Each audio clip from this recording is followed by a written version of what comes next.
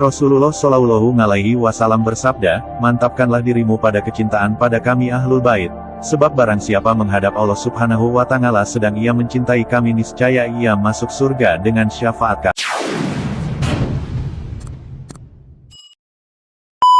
Kisah karomah dan kesaktian para habib yang luar biasa. Di Indonesia, banyak sekali para habaib, Sayyid Zuriyah Rasulullah yang menjadi idola dan panutan bagi umat muslim. Bahkan banyak di antara umat Islam yang berguru dan ngalap berkah kepada para habib, karena kealimannya, kesolihannya, dan tentunya dalam diri mereka mengalir darah Rasulullah Shallallahu Alaihi Wasallam yang mulia.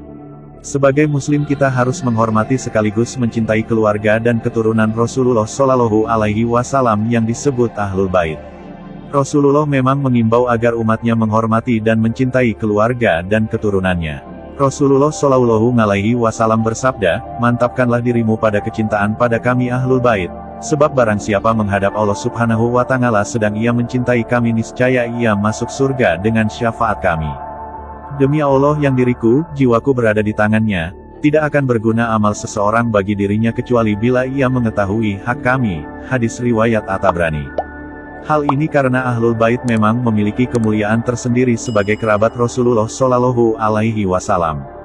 Namun apabila di antara mereka ada yang menyimpang dari jalan leluhurnya, hendaklah ada yang menasihatinya dan tidak boleh membencinya. Di Indonesia banyak sekali para habaib yang populer, masyhur, alim, soli dan memiliki banyak sekali karomah sakti yang luar biasa atas izin Allah Subhanahu wa Ta'ala. Maka tak heran banyak umat Islam yang sowan untuk tabarukan dan berziarah ke makam para habaib yang mulia ini. Berikut adalah daftar habib terkenal dan memiliki karomah sakti di Indonesia dan di dunia. 1. Sayyid Muhammad bin Alwi al-Maliki. As-Sayyid Muhammad bin Alawi al-Maliki merupakan salah seorang ulama dari Arab Saudi yang bergelar Profesor Doktor lulusan Al-Azhar. Beliau juga berasal dari keluarga Al-Maliki Al-Hasani yang terkenal.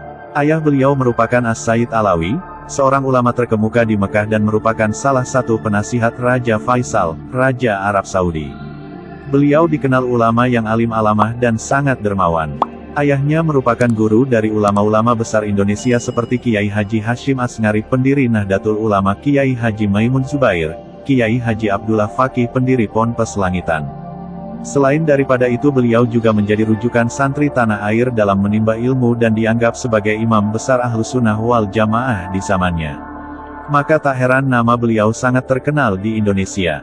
Di antara karomah yang dimiliki beliau adalah: yang pertama, jenazahnya masih utuh setelah bertahun-tahun dikubur hendak dibongkar petugas makam di Makkah, sehingga tidak jadi dipindahkan. Yang kedua, bertemu Rasulullah secara langsung di dunia nyata maupun mimpi. 2. Habib Umar bin Hafiz. Habib Umar merupakan ulama besar dunia asal Hadramaut Yaman yang juga pendiri sekaligus pengasuh Madrasah Darul Mustafa. Saat ini banyak sekali pelajar Indonesia yang belajar kepadanya. Hampir tiap tahun puluhan siswa berangkat untuk menimba ilmu di Darul Mustafa dan setelah lulus kembali ke Indonesia untuk meneruskan misi dakwah.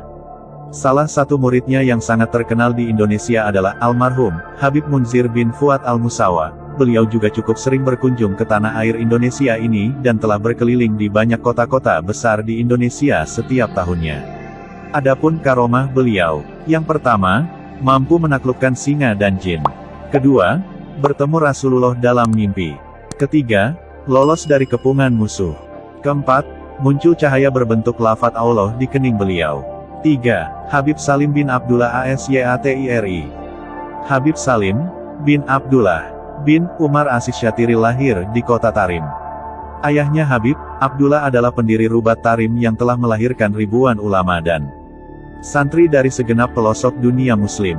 Murid-muridnya berasal dari berbagai belahan dunia termasuk Indonesia. Beliau juga beberapa kali berkunjung ke tanah air Indonesia untuk melakukan safari dakwahnya.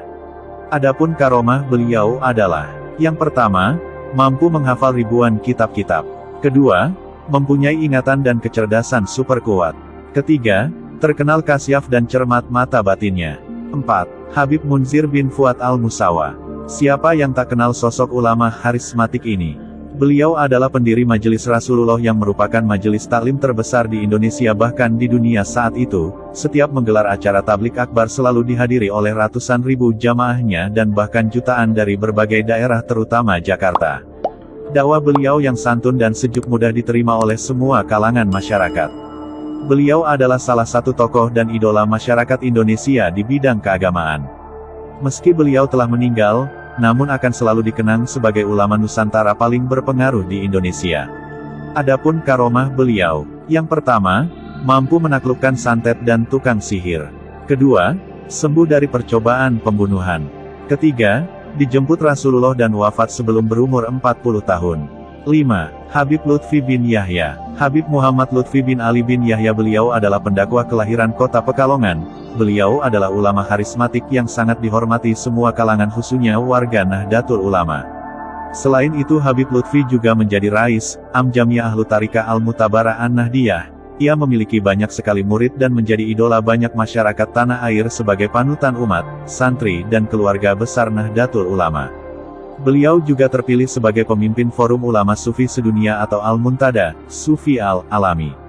Adapun karomah beliau adalah, yang pertama, mampu menaklukkan 10 dukun sakti yang memuji kesaktian beliau.